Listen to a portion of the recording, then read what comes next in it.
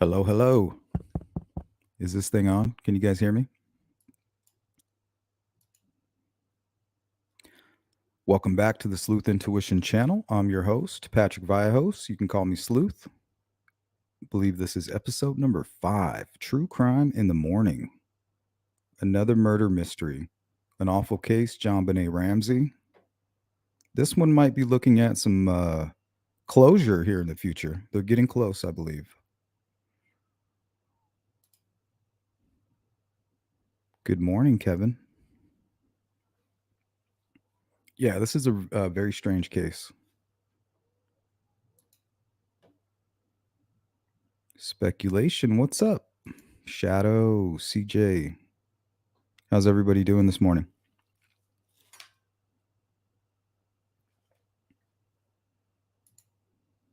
Thank you, Kevin. Okay, so for those of you who don't know, the JonBenét Ramsey case, it's a high-profile unsolved murder case that occurred in Boulder, Colorado in 1996. JonBenét Ramsey was 6 years old, beauty pageant queen who was found dead in her family's home on December 26, 1996. The case remains unsolved and it has generated significant media attention and public interest over the years. I'm sure there's not a lot of people out there who have not heard of the JonBenét Ramsey case. It's been a lot of ups and downs for the family for sure.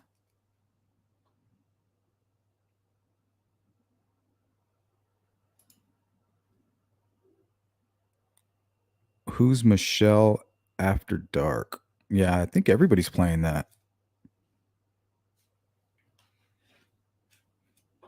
Good to see you, Cindy. Cindy says, just watched Michelle After Dark. Not sure who that is. She's playing your interview with Patrick. Yeah, we're going to have him on, guys. Monday or Tuesday. He's going to come on camera.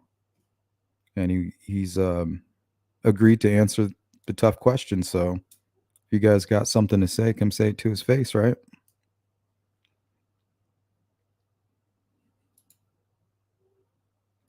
Cindy says she gave you a huge shout out and told people she subbed and was glad you showed up in her. Oh, was that her name? Michelle After Dark. I thought it was something else. But yeah, I was there. It's because she was giving Cold Truth a hard time. So I wanted to just kind of pop in there and let her know, like, hey, don't get crazy.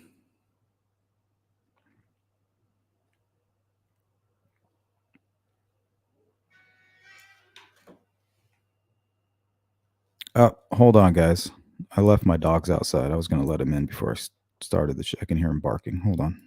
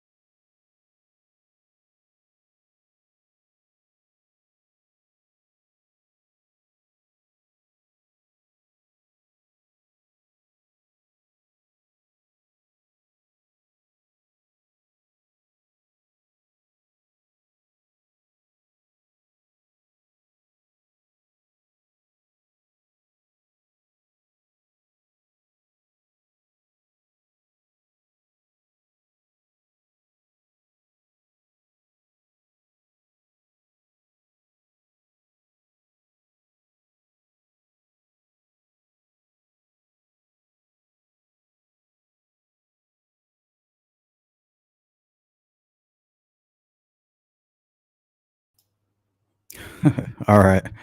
Yeah, those dogs are spoiled. They're all looking up at me like, what happened, bro? Dude, it's like 70 degrees out there.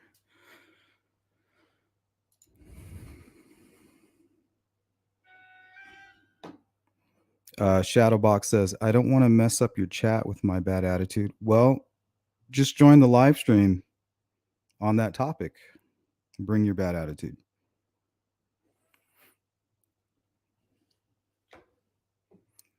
Get it out of your system. Oh, thanks, Cindy. What's up, Shay?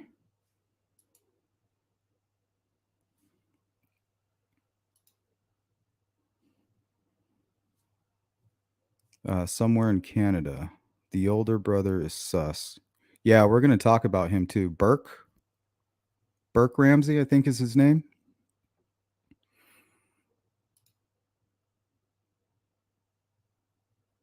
Yeah, he's in here.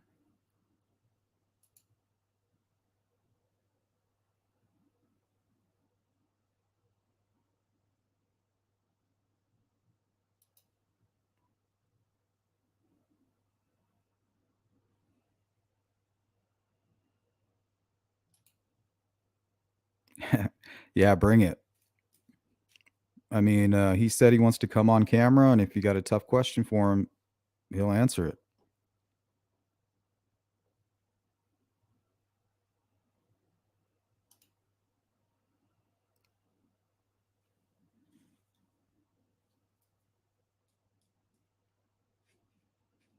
You know, and any views that he expresses while on the channel, you know, don't represent the Sleuth Intuition channel. I hope people are smart enough to realize that.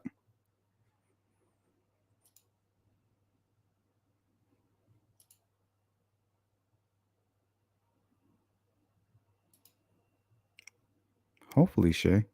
Hey, what's up, Freckled? Melissa says, I think Burke or the dad did it. Well, I think they have the suspect. It's going to get creepy. It's probably going to leave more mystery than anything after we're done going through this information. At least it did for me. I don't think Burke had anything to do with it. Remember, he was 9 years old. Not saying that couldn't happen. But think about it.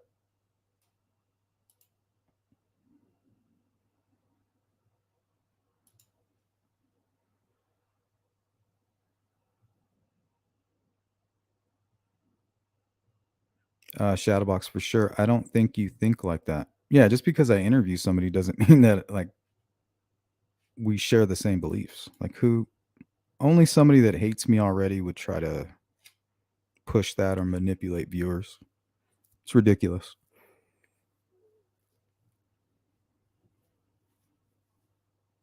Yeah. Well, you can save that for the live stream. Today we're talking about JonBenét Ramsey.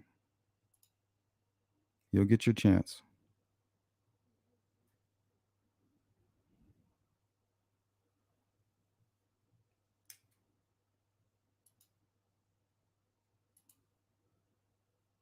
What's up, Pam? One solved mystery. They have a new person of interest. Yep, Gary Oliva. We're gonna finish the live stream talking about him. Court TV did some really good writing analysis. They did some comparison. I mean, it's unmistakable. We're gonna take a look at that. Not much, but we're gonna try to cram a lot of information in about an hour and a half. I have to buy a lottery today. My hands itching. Where does that come from?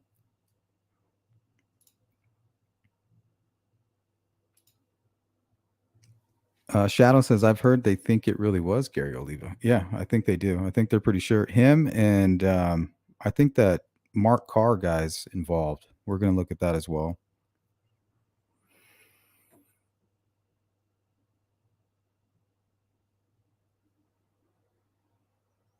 Yep, family was cleared.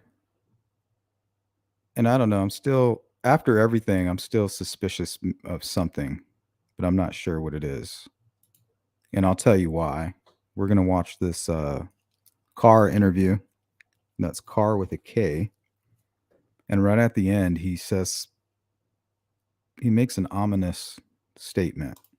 And it seems to implicate the mother.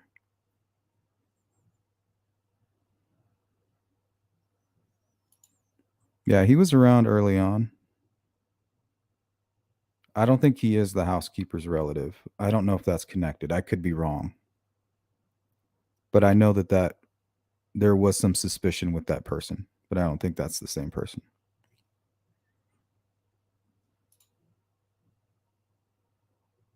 Good, Shay. Good.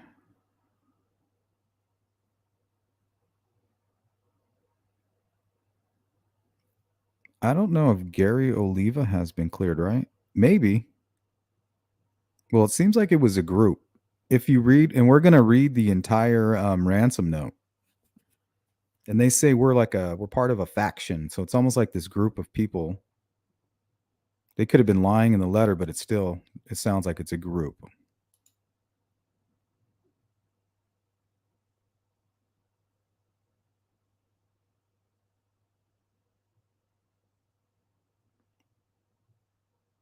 Yeah, she might be right, Freckle.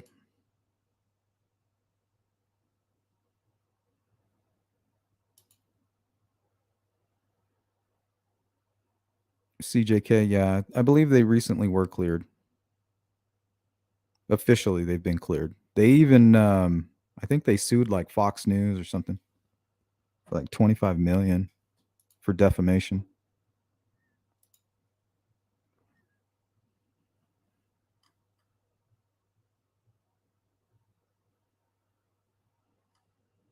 Okay. Discovery of the body. JonBenét's parents, John and Patsy Ramsey, reported her missing on the morning of December 26, 1996, after finding a ransom note in their home. Later that day, JonBenét's lifeless body was discovered in the basement of their home. Here, let's watch this video. This will help kind of give you guys an overview. This is from Inside Edition.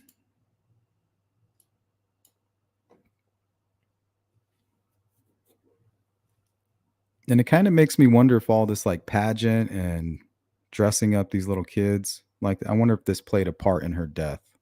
I wonder if that's stretching it. I'm not sure, but I can't help but wonder. And I believe even JonBenét's father said it made him uncomfortable.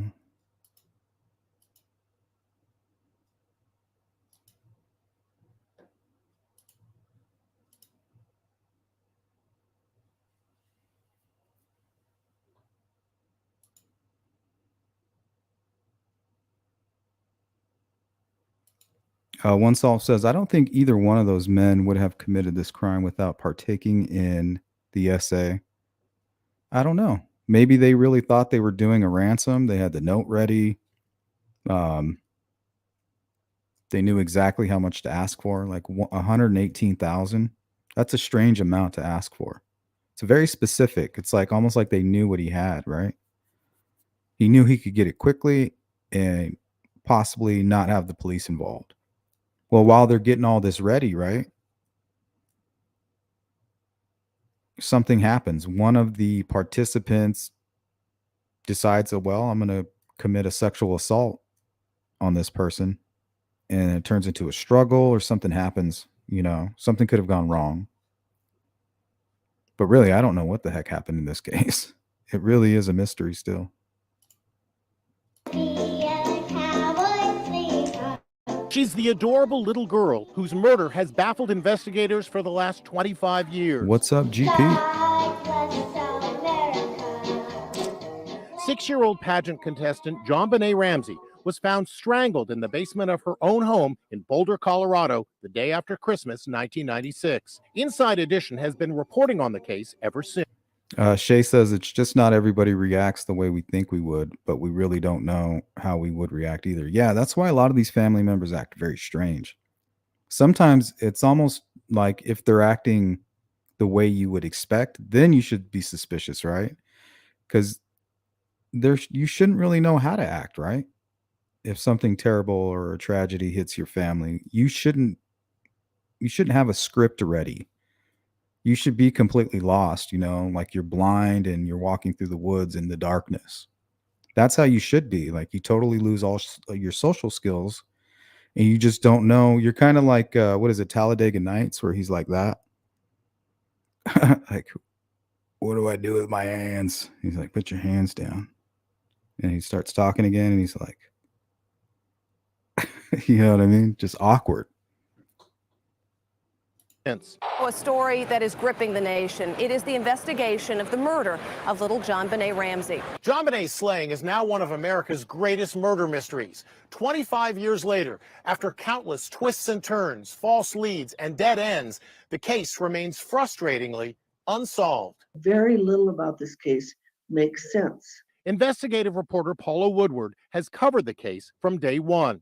The investigation, she says, was flawed from the beginning. You'll have a police department in Boulder which did not have a homicide department because they simply didn't have enough homicides to justify one. So who did it? Early on, suspicion fell on JonBenét's family. Please, if you know anything, I beg you to call us. It was leaked by the police that the Ramseys, quote, weren't acting right.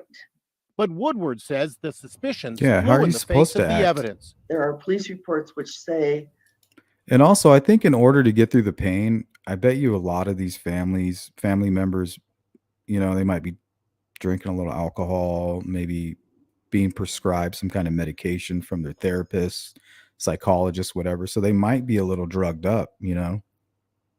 that first night, Patsy and John Ramsey were hysterical with crying. They couldn't stand up. They would fall to the floor. The Ramseys were officially exonerated in 2008. Posthumously, in Patty Ramsey's case, she died from ovarian cancer 2 years before. The case took a bombshell turn when this puzzling character came forward to claim he There killed he is, JonBenet John accidentally. Mark Carr. I love JonBenet. John Mark Carr flew back to the Creep. U.S. from Thailand to face questioning, but investigators concluded he was a fantasist who had nothing to do with JonBenét's slaying. Paula Woodward's new book, Unsolved, The JonBenet Ramsey Murder 25 Years Later, is just out. She writes about the theory supported by most investigators that a still unidentified intruder was responsible. Only advances in DNA technology may one day identify the killer. I believe there's a good chance There you go. the killer can be found if they would Very specific test number, the remaining 118K. DNA for genetic components. I think that that's a real possibility. If she were alive today, JonBenet would be 31 years old, but she remains a little girl, frozen in time, whose life was taken from her by a monster yet to be brought to justice. See, it's kind of strange. In a statement issued I can just see like pedophiles like being drawn to that. And you can hear John Mark Carr, he's like, I love her. And then apparently this Gary Oliva guy said the same thing. So you could be looking at some kind of group that got together who were all kind of like something about Mary, you know, like, I love her, man. They could have been obsessed with her.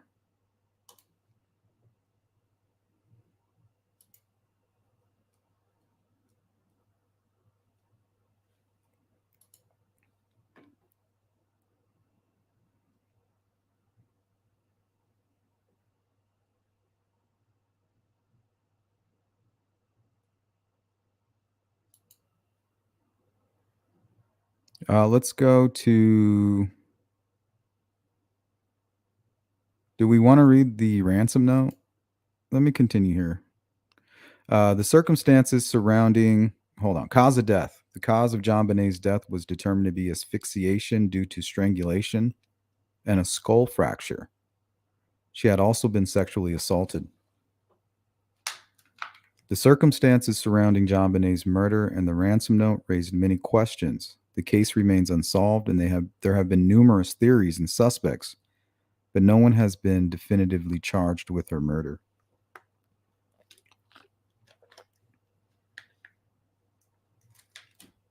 The investigation into JonBenét's murder has been marked by controversy and missteps.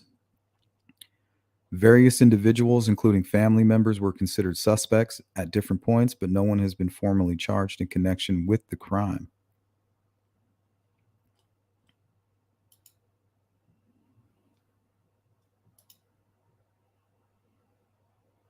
Yeah, she seemed very medicated. It's almost like you would have to be. Like, I couldn't talk to anybody. You would have to have me like doped up and propped up, you know, like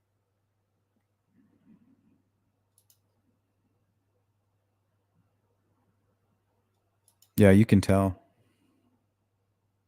And even when we were covering the Johnny Gosh case, when the brother of one of the other missing boys in the area, when he came forward, you could just tell he was kind of looked like he had been drinking.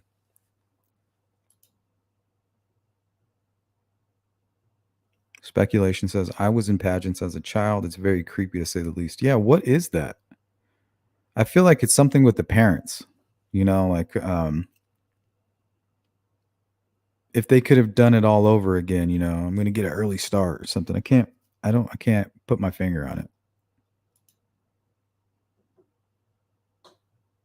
Freckled. I was in a beauty pageant in the 90s. It was weird for sure. Yeah, what is it? Is it kind of like your parents are trying to show you off, or what the hell is going on with that? Is it an old tradition? Like, where does that even come from?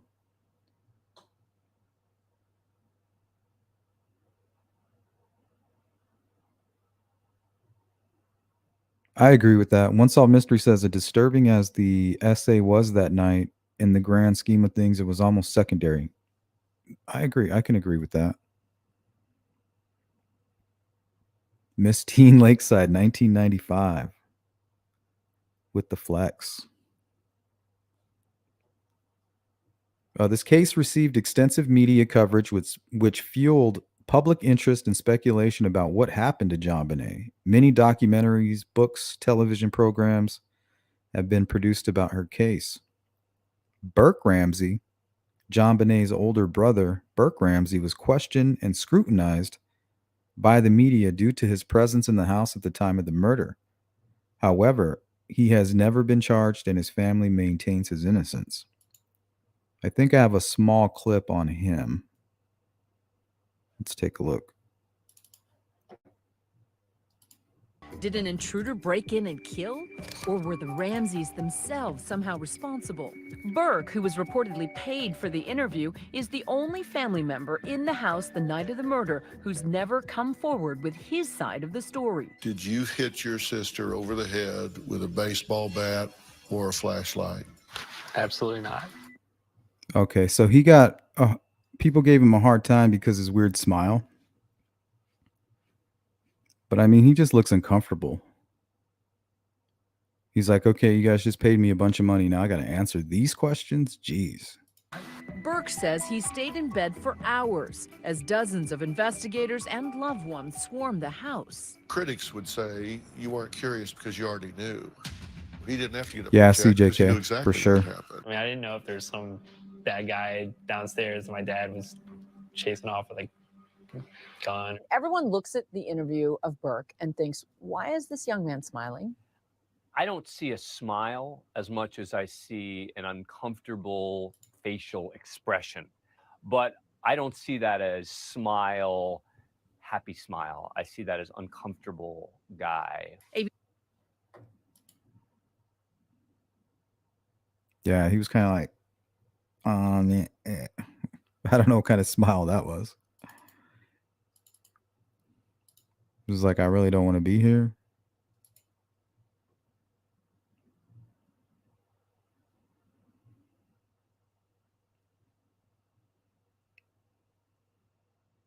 All right, here's a list of some of the suspects.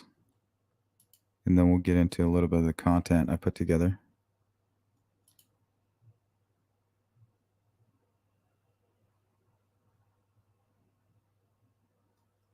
Oh, pageant people. Oh, that reminds me here. We'll take a quick little side trip here through conspiracy land.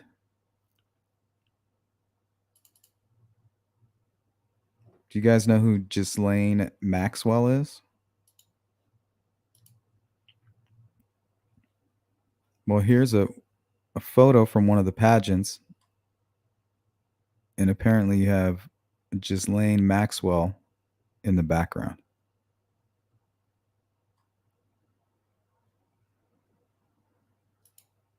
We want to talk about creepy pageant people.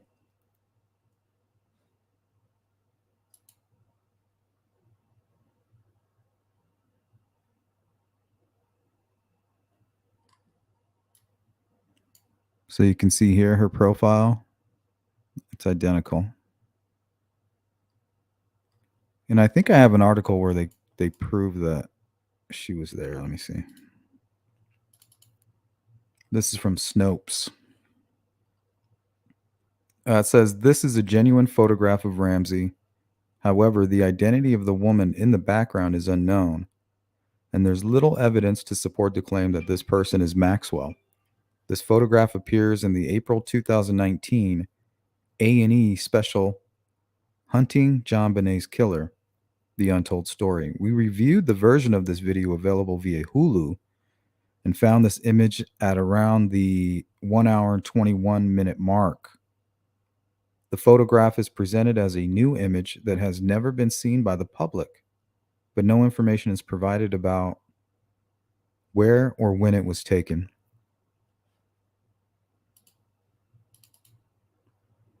I don't know. It looks like her. What do you guys think?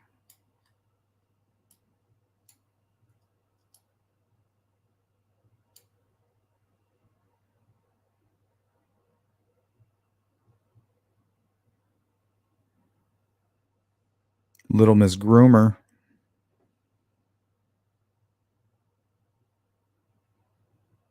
Oh, here's a good side view.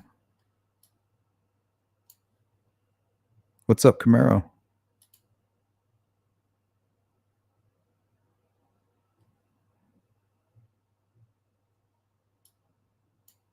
Yeah, that bottom one's pretty good.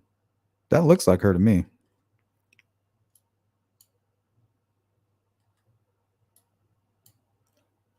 The hell's she doing there at the pageant?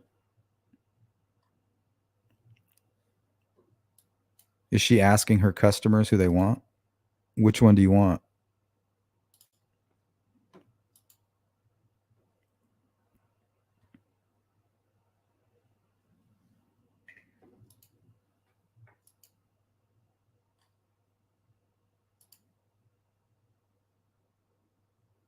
Depends on what you mean by new. For the past couple months, they have been talking a lot more about this Oliva character, and they're pretty sure that he's going to be their guy.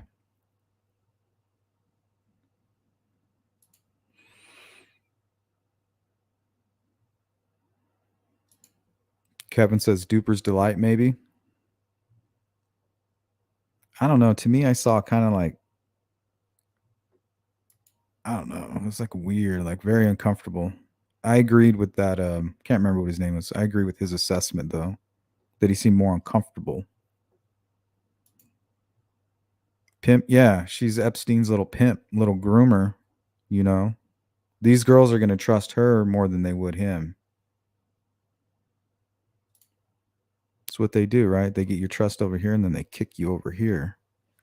And each time they kick you, it gets worse and worse and worse, and you're doing something more.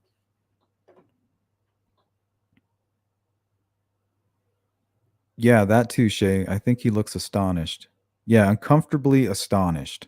Like, I know it's like almost like I know you paid me for this interview, but I can't believe you just asked me if I hit my sister over the head as a 9-year-old boy and sexually assaulted her with, and hit her with a baseball bat. Like, are you really asking me that right now, Dr. Phil?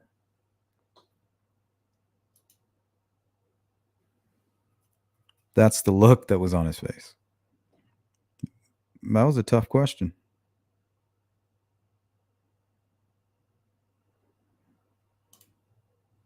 Hey, what's up? The Unsolved says, regardless of who committed this crime, somebody in that house knew or knows more. So much points back to the family, and father doesn't find her in his first search of the home. So shady.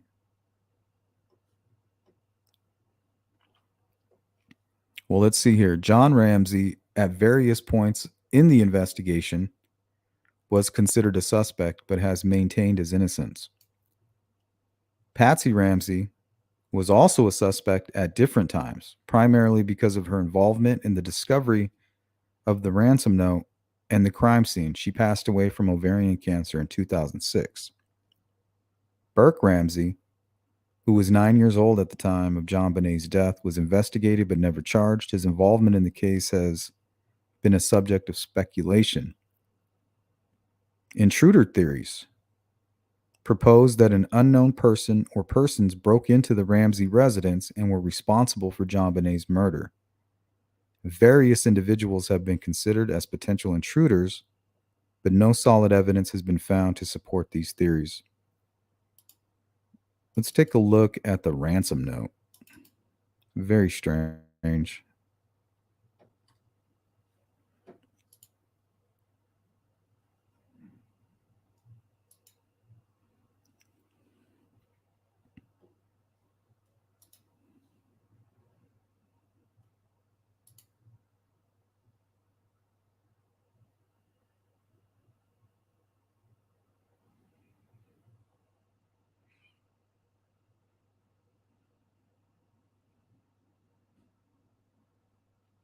Hey, Anna. That's interesting. Where'd you find that at? That's an interesting piece of information. True crime and other stuff. I don't know. It looks just like her, and I could see her being at one of those things. Yeah, it looks just like her.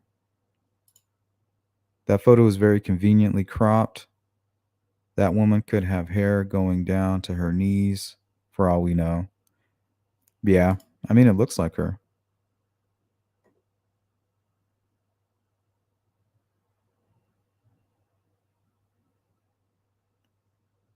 Freckled says, I read somewhere that Epstein had a ranch in Colorado Springs. Probably not true, though. I don't know. He had a lot of money. Shadow says, looks like her. Unsolved. First responding officer is on record stating she felt John Ramsey was acting suspiciously after she arrived, and has stuck to that, claiming the crime scene was compromised by the dad, too.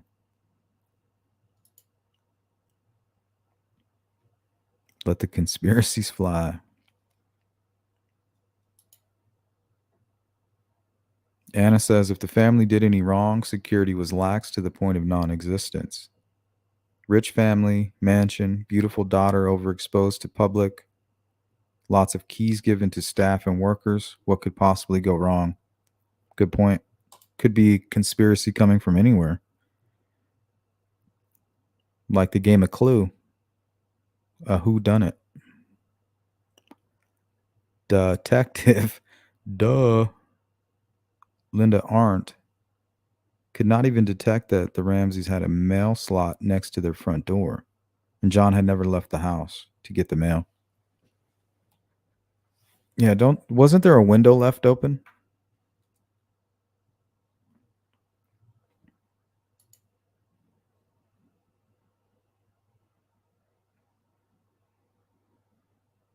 Yeah, Anna, we're going to talk about that right now after we read this.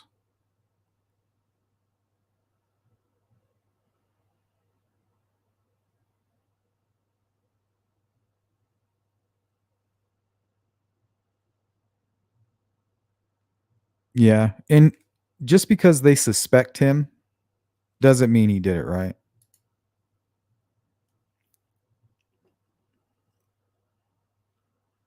Hey, Julia, given the ransom note referencing John's bonus amount, it has to be somebody in the family or somebody close to the family, in my opinion.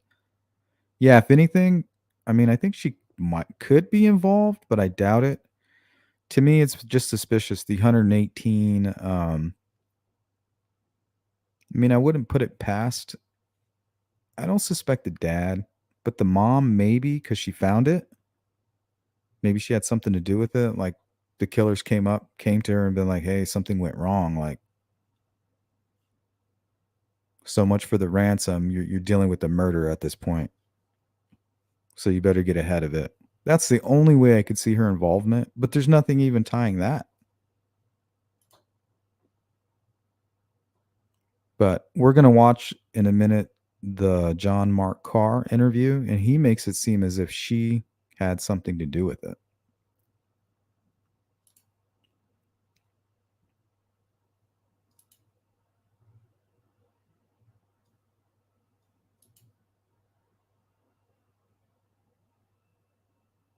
With their left hand, or it was a child, or their handwriting just sucks. Yeah, I can write with my left hand, and it looks kind of sloppy.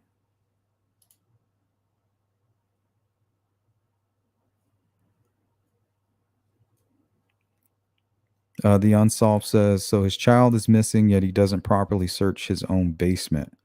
The only thing I could say to that would be, if there's a ransom note, I think my mind would automatically assume that she's not in the home.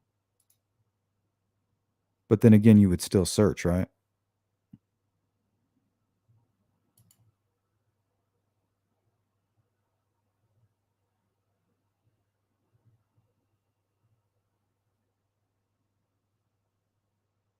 With an international audience. Good. Information is information.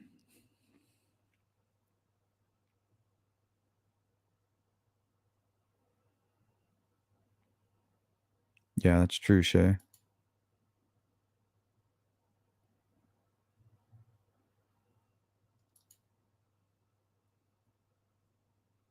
Kevin says, I can't imagine someone being able to disguise their handwriting while simultaneously making it so consistent. That's a good point. It would have to be much more random. It's a good point. I like the way you think. I like the cut of your jib.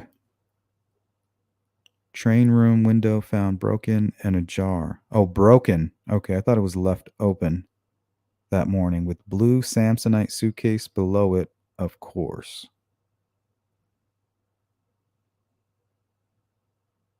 Yeah, what is that all about? What's up, Tom Tom?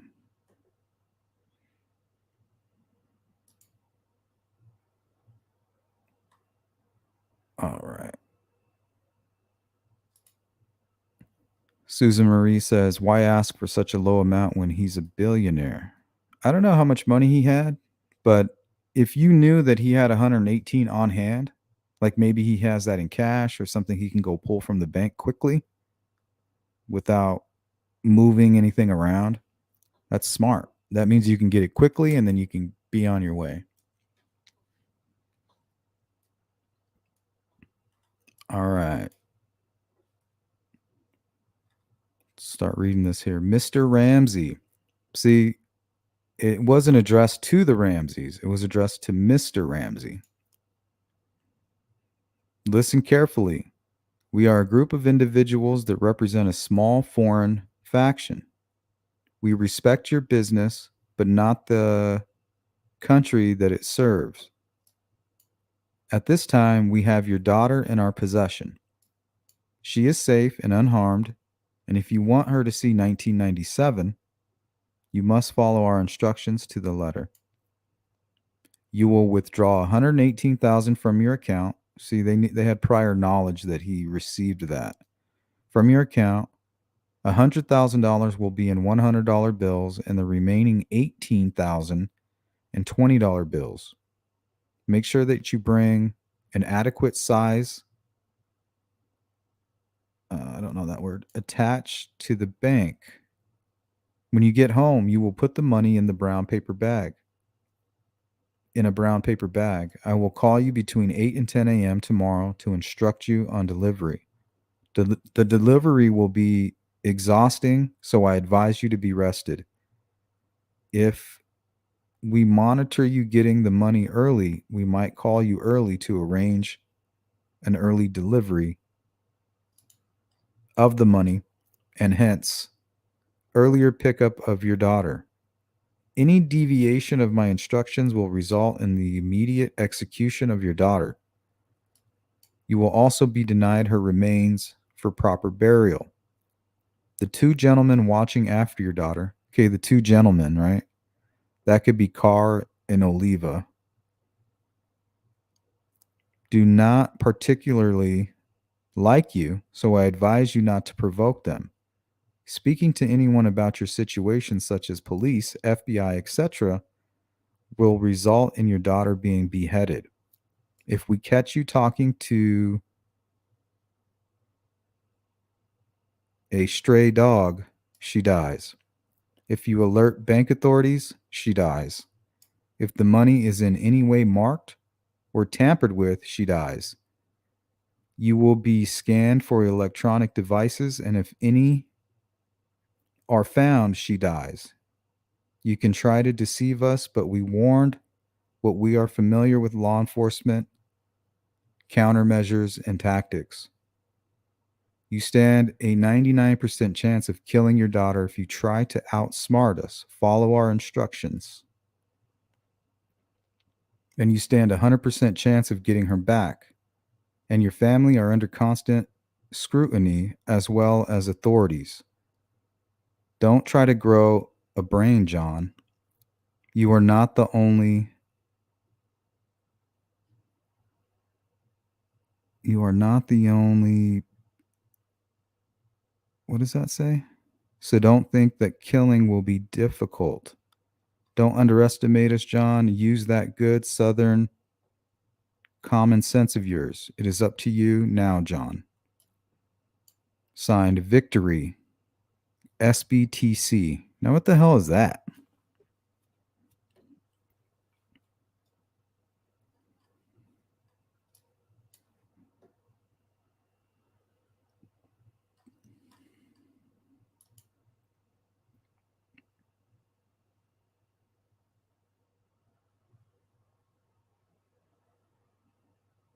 Yeah, they definitely wrote it on the spot, right? You can see they kind of tried to proofread it and they did some editing. Very strange.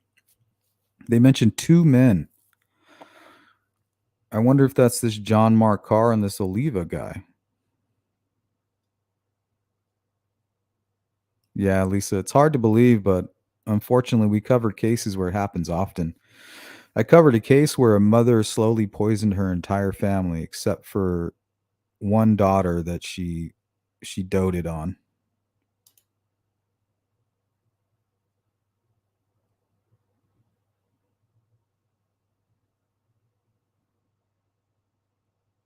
That's interesting, Anna. Anna says that ransom note, actually a letter of instruction, is similar to one written during the abduction of Adolf Coors, also in Colorado, 1960. Also similarities to the Lindbergh kidnap notes.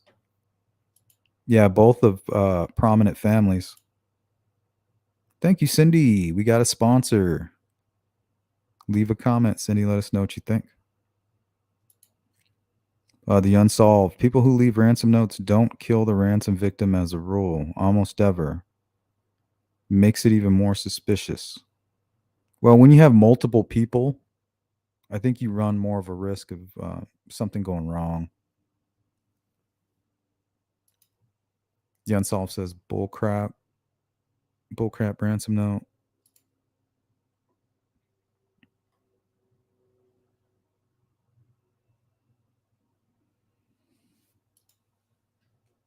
Okay, let's see.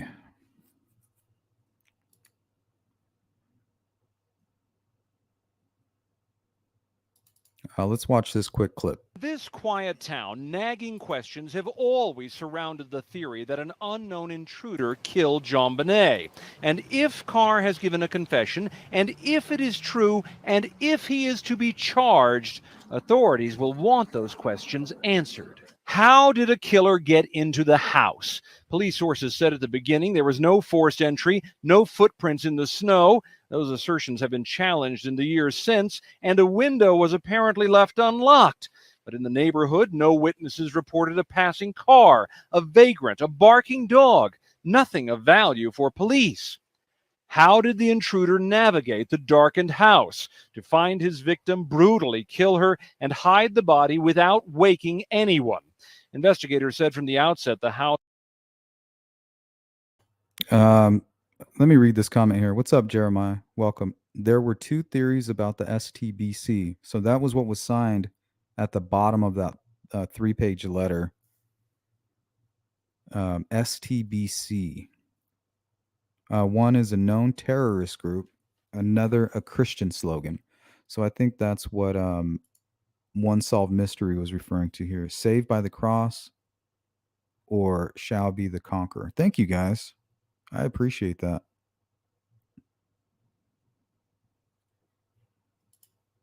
Was a sprawling maze of hallways, rooms, staircases, and closets.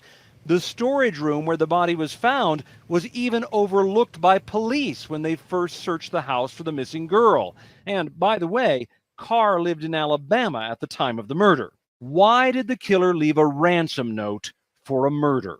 The handwritten note contained details about John Ramsey's past and his personal finances, which a casual acquaintance would not know. Then I go down the spiral staircase, and there on one of the runs of the stair is the 3-page ransom note. And the questions just go on and on. Why did the killer use a broken paintbrush from Patsy's hobby kit to twist a cord around JonBenét's neck? Why did no phone call ever come for the supposed ransom before the body was found? Such questions have made the authorities highly cautious about reaching any conclusion. If it was a ransom that went wrong, right? Their plan was maybe even to hold him down there in that basement, knowing they never go down there. Maybe they were just going to hide down there the entire time. You know, we're watching you.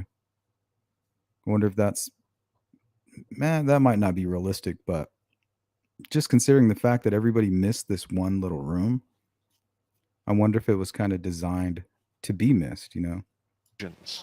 One of the arguments all along has been that the Boulder authorities have simply been too cautious, and that's why there's never been an arrest. What do you think? I'm not commenting further at this time. You can't even... Okay, so Anna's kind of saying the same thing here. You know, the calls are coming from inside the house. You know, it's the oldest trick in the book. One theory is that the kidnapper needed money but lacked vehicle or places to keep a victim. The house was huge. The basement was useful. Think homeless Gary Oliva, though he isn't the one. I don't know. He might be one of them. Could be a group, you know. I just find it strange that this Oliva guy is obsessed with her, and the other guy who has kind of confessed to it, this John Mark Carr, participating, also says he's obsessed with her. Telling we have a something about Mary's situation going on here.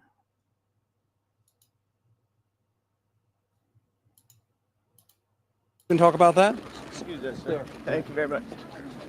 And for now, the questions are still outrunning the answers.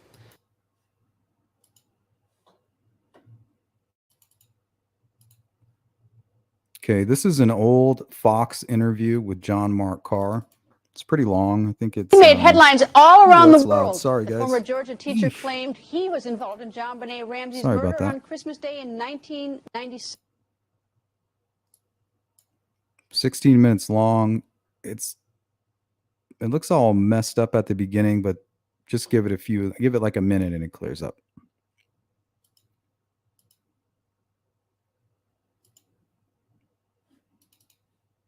He made headlines all around the world. The former Georgia teacher claimed he was involved in JonBenét Ramsey's murder on Christmas Day in 1996. Let me know if you guys can hear this okay. Colorado authorities tracked down Carr in Thailand, and he was brought back to the United States. But ultimately, his DNA did not match that of some DNA on the murder scene. So Carr was released with no charges. What is Carr now saying about the case? John Mark Carr went on the record. John Mark, nice to see you. Nice to see you, Greta. How you doing? Okay. Just okay, or tell me what's going on in your life? Creep alert. Well, a lot has changed, definitely, since last summer. Last summer, I was working in a beautiful school, and I've been a teacher. Good point, Shay. Shay says, I wonder if the killing was an accident and the ransom note was the attempt to misdirect them away from the house. Well, I think the ransom note is one of the main reasons why they suspected the family. I think that's what they thought. Maybe the son committed the murder and they were going to cover up for him, or something else happened and they staged the crime scene, right? So why do people stage crime scenes? One of the three reasons is to mislead investigators. You know, the other two, you have to shock whoever comes across the crime scene, and then you have ritualistic killing. So yeah, it could have very well been planted. I think that's one of the main reasons the family was accused early on.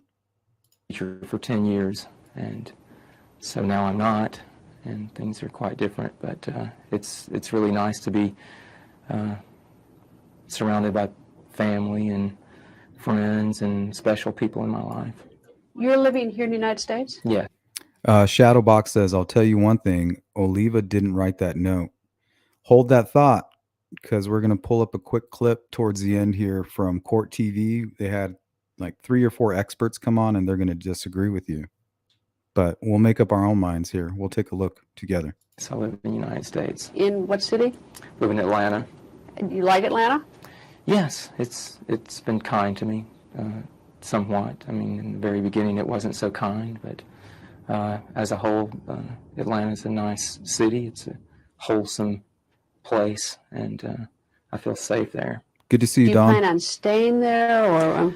I'm not sure that I'll stay there, but I also have a home in Alabama, and I go back there. I was just there recently, and the people in Alabama, of course, know me. They've known me for years, and they've been very nice to me and kind. And I was in Alabama recently and went to church, and it was quite a wonderful experience because my old friends came up and greeted me, and it was really wonderful. They were very supportive, gave me hugs, and told me they would pray for me and introduce me to their children. And just really wonderful. It was a great experience. I don't know about that last part.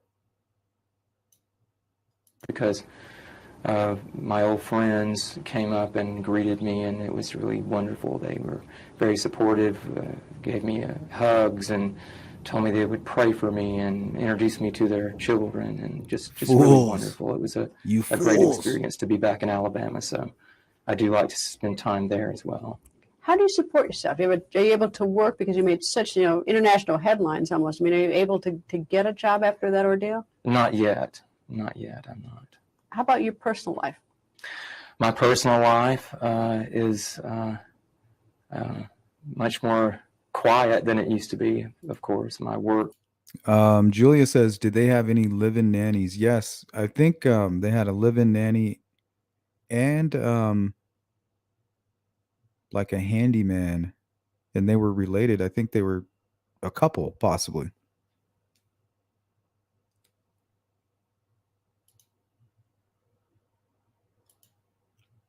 Jim says, oh, this isn't the Frank and Marv channel.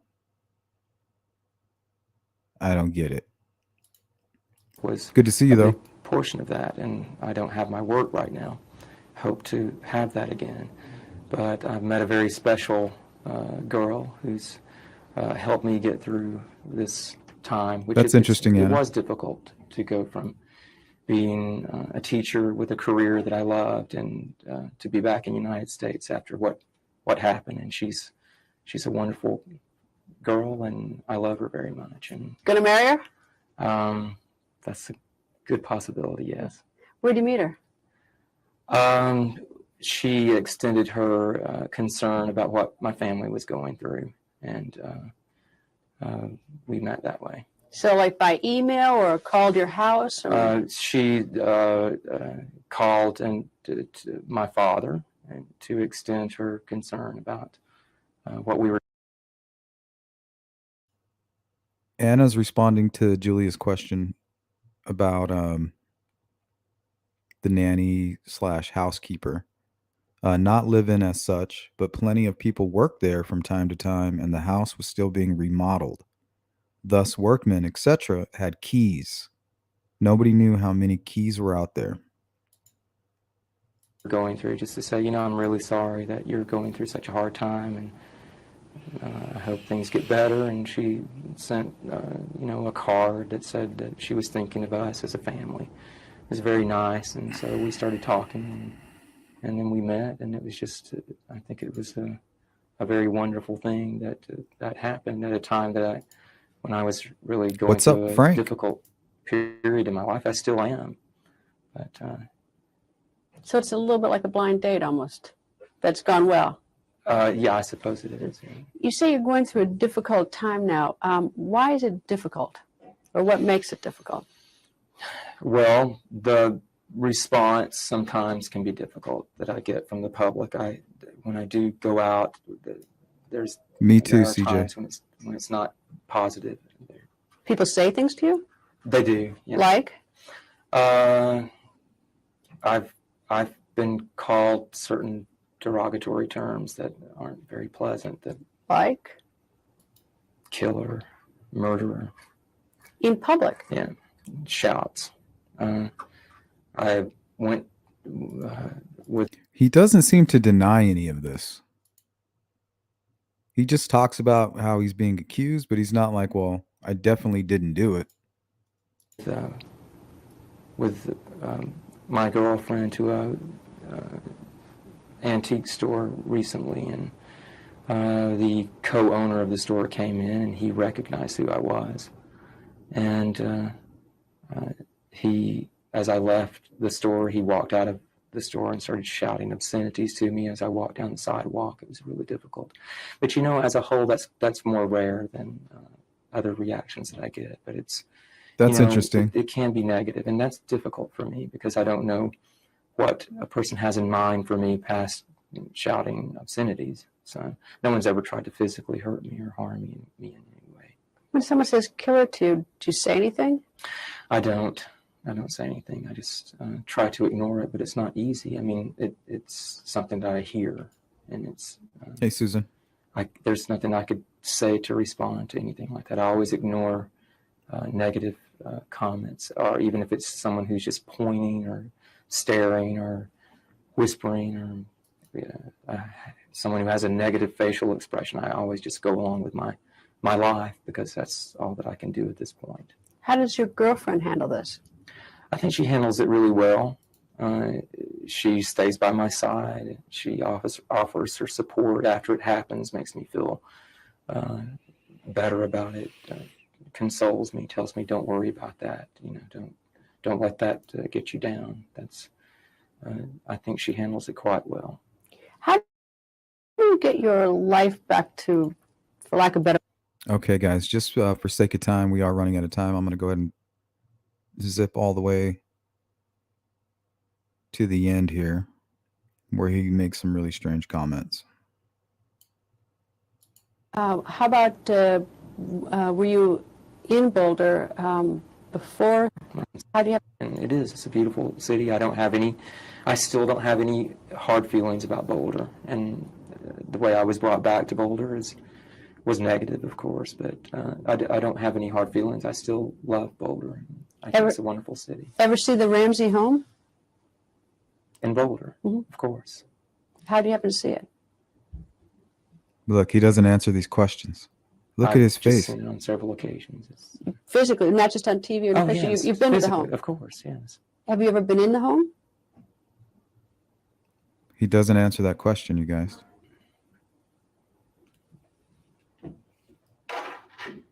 What does that mean? No answer? I don't think that I can answer that. No. Whether you've been in the home? Yes. Why can't you answer whether you've been in the home? He looks like he's going to cry. There's no answer. Right. How about his eyes watered in Boulder before JonBenét was found dead? In the weeks, months before that? Would you have a long enough history in Boulder, as I'm asking? Yeah, I've been there before that. How about the time that she died? Well, I think I've responded to that in the past on the record, so I don't think I really feel like responding to it again. He won't answer certain questions. Of the show, so it's, I don't know if you've never told me. I mean, we've talked once before, and I haven't gone back through all your interviews, so I don't know if you've said it on the record. Maybe you can help us out again. At least tell us whether you're in Boulder at the time she died.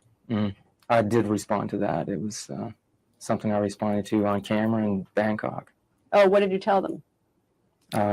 Something that I can't repeat anymore. I wish I could, but I can't.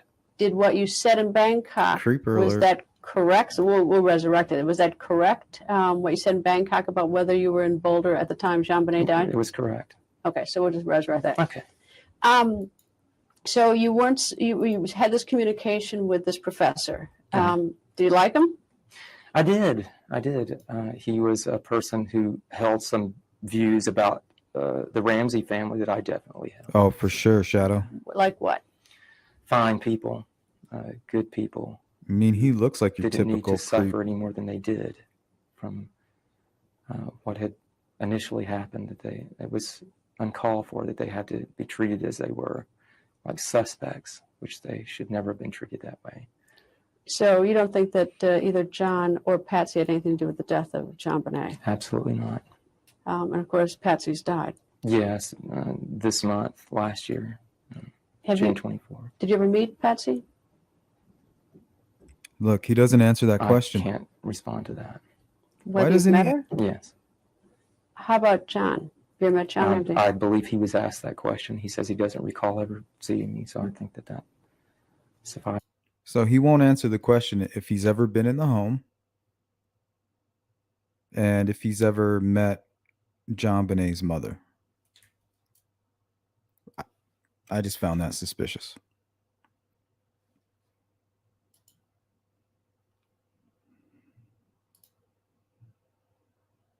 All right, guys, that's going to be all of our time.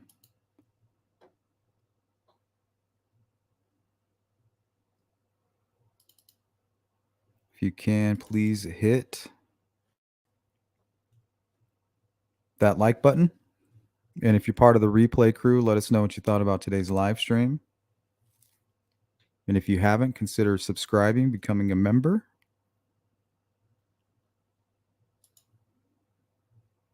We'll hang out in the chat for about another 5 minutes.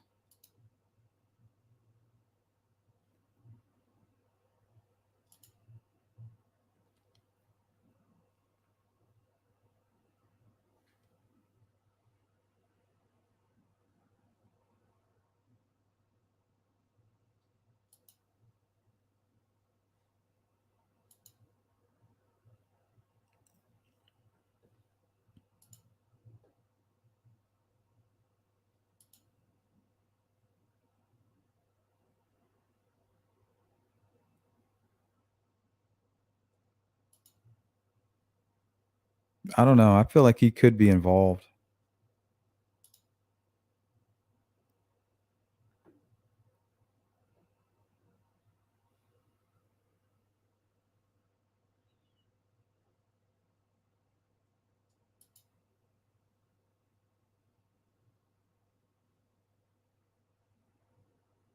Yeah, I've heard that before, CJ.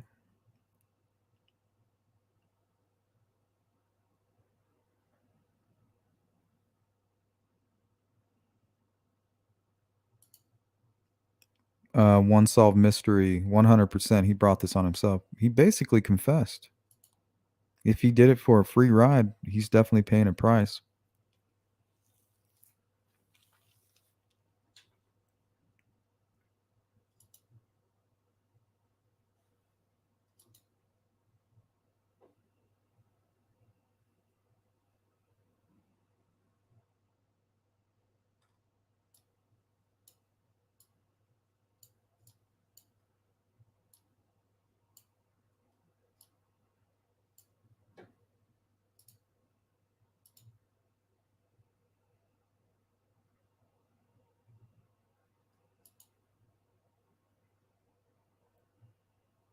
Cindy. He's very shady.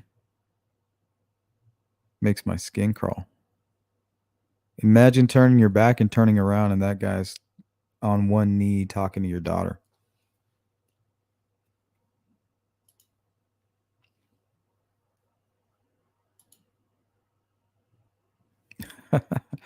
Creep of the week.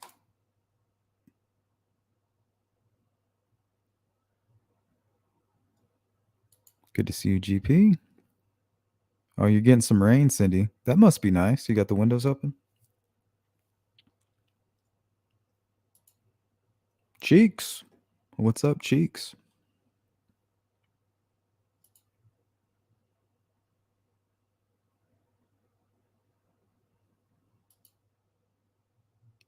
All right. Yeah, I think this is a short video. We'll end with that. I think it's 6 minutes. Thanks for reminding me. Right after this video, guys, we'll close out. So thank you. This and what it tells you. Well, for me, it's really about the nuances, the little things that are not common. It's important to look at the common similarities as well, but it's also important to look at the uncommon things. For example, thank you, Shadow. A lot of the people who are at home armchair sleuths, they will look at it and armchair say, sleuths. "Oh, well, it doesn't visually look the same." But if you can everybody kind of learned the same way in school to a certain extent. And so there's going to be some commonalities. So when you overlay them, though, some of these weird little strokes that are awkward, that are not common, like a little bend in the T stem or an arch in the H, those are unique to that individual. So when you overlay them, they line up so well. That's a really loud announcement. I thought this was compelling.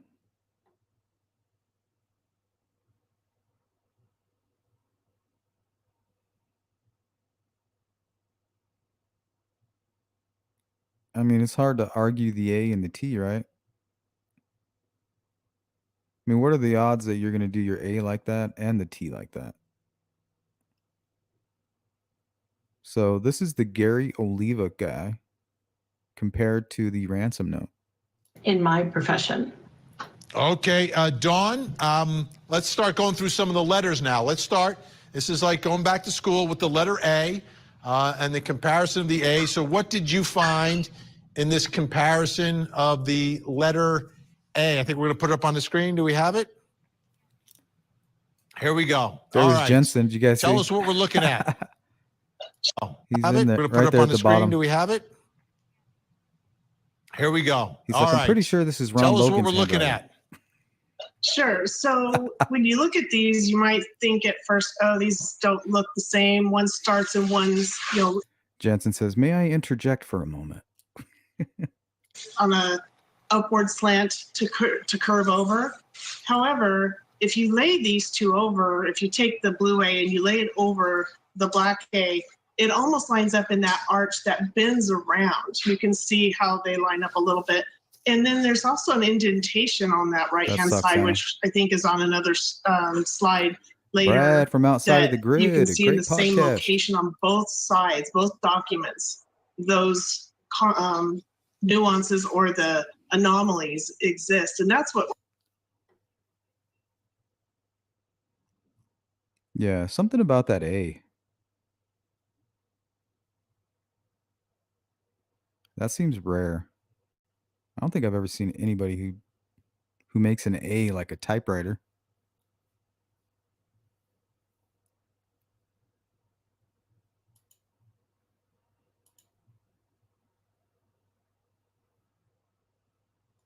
Yikes. Yeah, it's going to get ugly, guys. Unfortunately.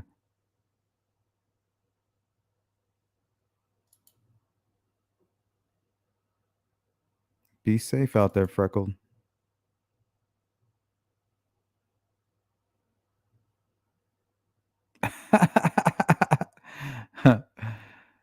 Brad said, I think the universe knew better than to give me a daughter. Oh, yeah.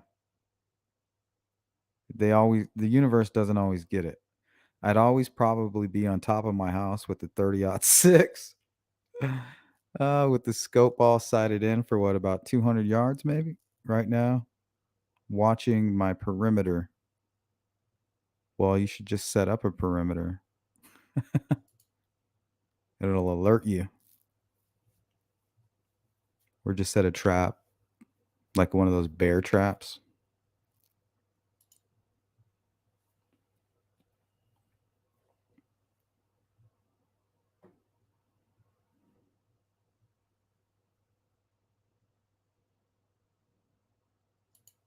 Shadow. I'm going to have to look more into this after my bold ass statement earlier. Yeah, let's continue on. we're really looking for is I gotta get out of it's easy to spot things that are similar, but what we're really looking for is those things that aren't really obvious, but we can still find. So that's why we really dig in and take our time with these analysis and dig up a little bit more or dig through them a little bit more so we can find those similarities and the dissimilarities, because we want to have a broad analysis. We want to know what's different. And then we also want to know, okay, so how many I think traits so, are Chief. similar so that we can stack those traits. Because like Moselle said, some of us are going to have very similar writing because we learned in schools that taught us how to write the same letters. So that aside, as we grow, we start creating or start developing our own style, and our own personality comes out into our writing, where you can see someone else's handwriting and recognize, okay, yeah, that's my mom's handwriting. So that's what we're looking for beyond that. What else is in that writing that is unique to both documents? So let's go through some more letters. Go through the letter C now. Let's take a look. Moselle, what are your thoughts about the C's? Well, it's very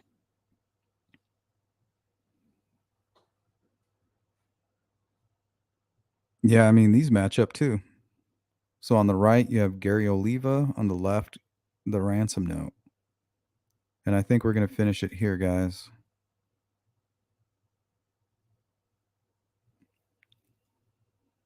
Freckled, I don't think anybody really believed he was living. Right?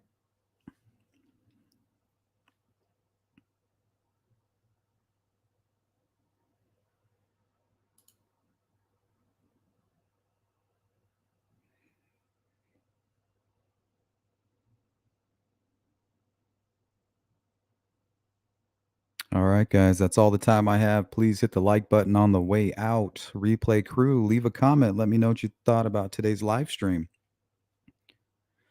And if you're not subscribed, please consider subscribing or becoming a member. I will see you guys later. Thanks for your participation in the chat. I'll see you soon. Peace.